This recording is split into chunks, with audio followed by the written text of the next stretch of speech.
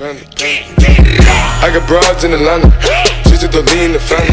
So this Hilda is gonna be the final answer ng Aurora as they look to sweep Onyx Philippines. Pilipinas, kailangan ang suporta ninyo ni Kelra at ng buong kupunan just to make sure that they will be extending this series. Makukuha ba ng Aurora? Kahawak na ng Lancelot itong si King Kong at may panibagong sorpresa inilabas with that Kadita.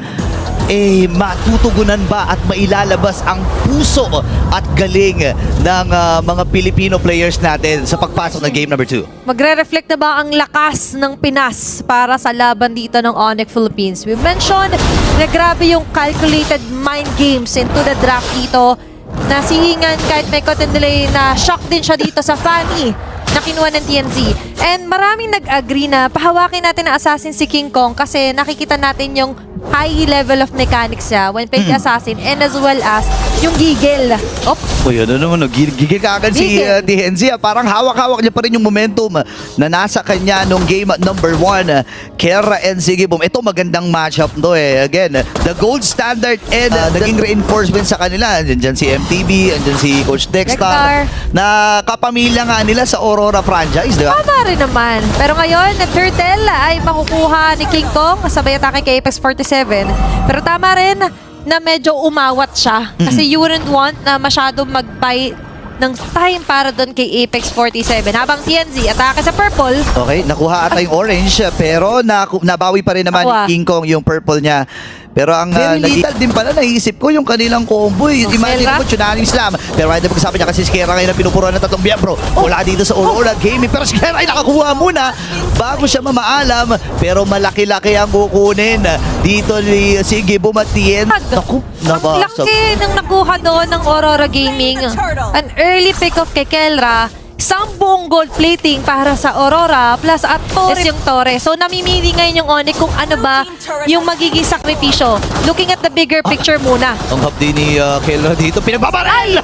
Si Sigibum, sabi ko pala yung Turkish Trigger man. Nice Wag mo kasi, wag mo ako iniinis na pull yung trigger at pinagbabaril. Ngayon si Kiko in Apex 47, merong kumustahan nagaganap. Ayaw talaga tantanan dito ni Apex. Gusto niya mag-retreat talaga itong si Kiko pero hindi niya gagamitin yon. Habang ang super fam naman ngayon ay umaabati din. Wala na sila mga minions sa dupay catapult. Pero magiging matagumpay pa yung pagbasik na hindi si Kiko. Na ipag 1v1 doon sa Hilda. Habang sa may gitna naman, grabe naman yung mga cable dito kay TNZ. At nakakuha na nga siya ng kill. Brusco buhay pa rin. Alin na kanyang buhay pero nandun yung Petrify. Luna yung mamamaalam sa kamay dito ni Kera. Ito na nalalagyan na paunti-unti yung kanyang Sky Piercer. Pero dito si King Kong, dinudge lang niya ngayong Abyssal Arrow. At ngayon ay liliko muna ang Aurora Gaming patungo dun sa orange buff. Ito na yung mindset ng whatever it takes as long as Kelra is alive. As long as malagyan natin ng stacks yung Sky Piercer na okay, Onyx PH. Habang ang Aurora sabi lang, ay pumapalag na tong mga to. Ay nagkakaroon na ng ganong klaseng agaw at pagdadakaw. Grabe naman yung ginawa doon. At sabi mo nga, nako, step by the step Wait lang, titingnan natin kung sino ang sasuccess dito Napatalon si Lunar. Ngayon, dito yung mga cables malaki TNZ sa likod ang magiging target. Mamamahal si Kera, Boy pa rin! Pero naibalibag niyakap ng mahigpit. Sa leeg! Sa leeg! Pwede mong yakapin Akala ko ibeberhag lang Sa leeg pala niyakap si TNZ. Mahigpit na yakap para sa Aurora Gaming. Ang Sigibum.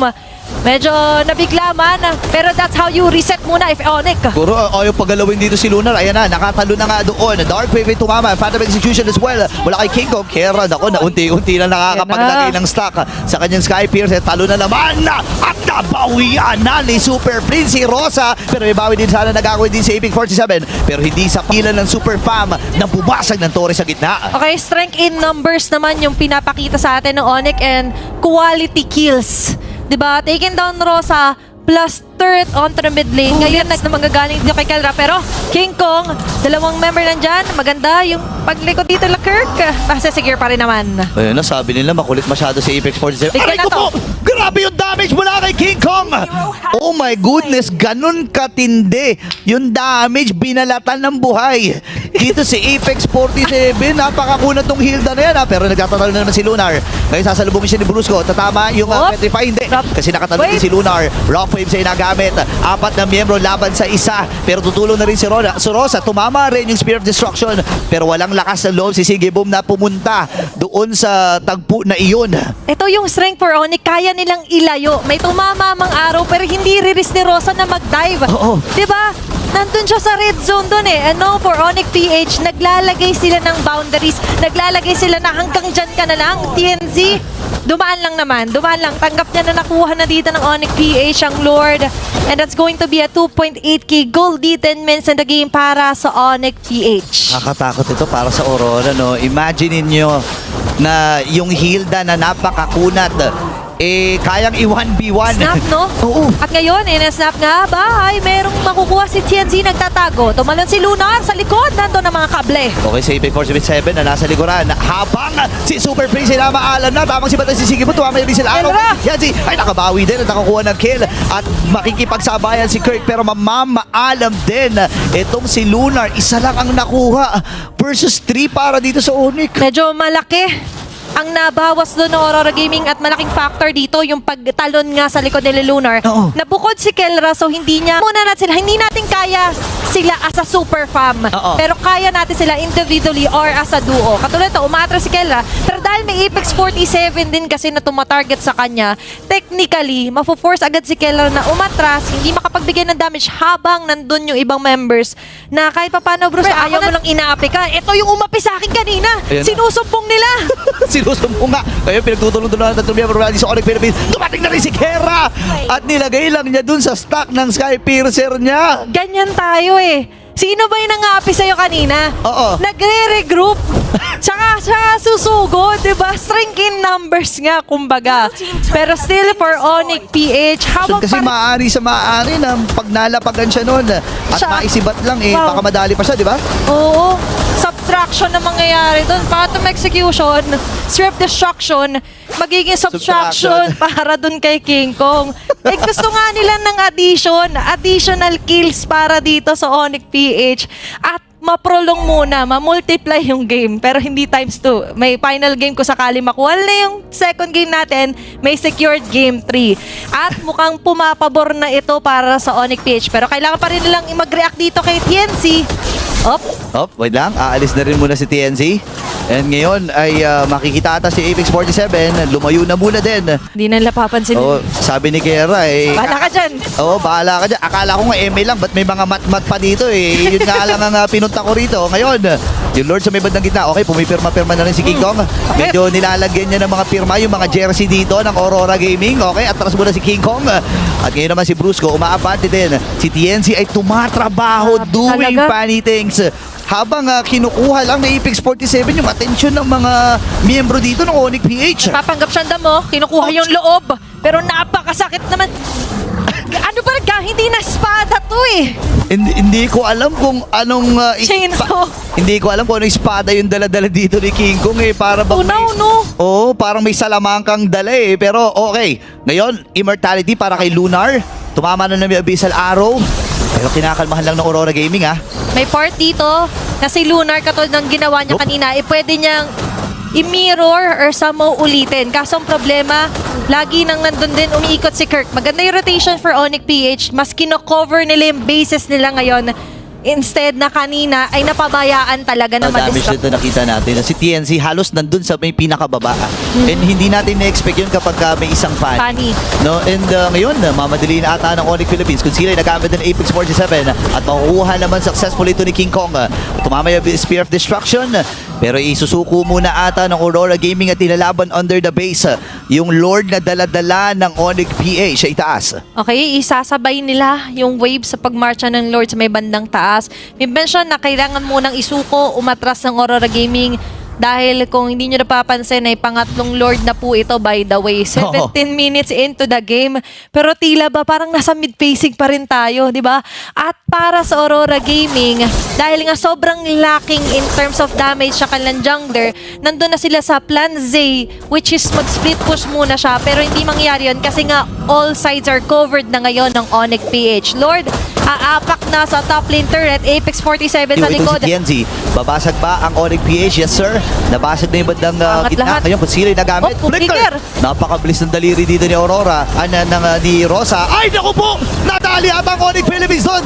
Namatay itong si Bruce Save. Nadali! Kailangan natin matras dito ng Onyx Philippines ngayon. Na Iskera. Iskera. Nakikipagsabayan sa dalawa. Hinahabol siya ni Rosa. Iiwasan na Bisal Araw. Kaya lang dito na si Tienzi. Bumabaril-baril lamang dito si Iskera. Napakatibay talaga ng gold standard. Buhay pa rin! Kaya si Simon likod. sa may madalikod. Pero kikitilin ni Tienzi ang kanyang buhay. Ang baba ng HP dito ni King Kong. Paano execution ni Habol pa rin. Umahabol pa rin si Tienzi. Sabi ni King Kong, sige, dito ka lumapit. Lumapit ka sa lupain ko. Abyssal Arrow. Ay, naku po, nasa Lumapit! Oh my goodness! Tinamaan ng Abyssal Arrow. Mabubuhay pa si King Kong. Ando naman Abyssal Arrow, pero may sulog. Mabubuhay siya with a sliver of HP. 5 seconds para kay Brusco. Pero napakamalas naman. Tumama pat nasa po yung Abyssal Arrow dun. Grabe, no? Buti lang may tubig. Medyo umapoy pa siya doon. Oh, ngayon. Super Prince of the Buti Rescue. nabuhusan naman ang na tubig. Grabe, no? Kung pwede niya ng hipan, ginawa niya na. Pero let's go back to what happened sa Aurora Gaming. Nung una, sabi ko, saan pupunta to si TNC? Kasi dumiretso siya. At sakto dito, with our STC replay, kasi ang pinaka-target niya dito, tanggalin yung mga frontliner. Kung sobrang tigas, sobrang kati nila Kelra, wag muna yun yung pansinin natin. Pag buklod-buklorin natin sila, Super Friends and the KK Connection was the only ones left. So, kahit magkaroon ng mga micro, magagandang moves dito sa Kelra, pero without them covering him, is kaya-kaya pa rin silang lamangan dito ng Aurora. Ako, parang kaya din ata nilang tunawin si Apex 47! Mabilis lang kayo sinunang ngayon ng Puppy Mentality. Sa habol ba dito ang Aurora Game? Ito ang Bisal Araw pero hindi na sila makakatulong pa. Ngayon, sa may bandang ibaba naman si Siggy Boom. Gumagapang lamang Rosa Ako, dito at nabutan. itong si Tienzi ngayon ay mamamaalam nga rin ata sa kamay ni King Kong. 5 pa para sa Onyx PH ang natitira. Tatama ba yung special destruction? Hindi tumama yun. Okay, kanina sabi niya papatol talaga ako eh. Dito tayo sa base niyo magtuos! Naku, buhay pa rin ba? Yes, sir! Mamamaalam si Kirk pero si Kera ay nandito na. Bili ng immortality si Siggy Boom. Pero ito na makakatakas pa siya. Dalawa pa rin ang nabuhay. Buhay dito sa Aurora Gaming. Pero wala nang pakialam si Kera kasi i-extend namin itong sharing ito.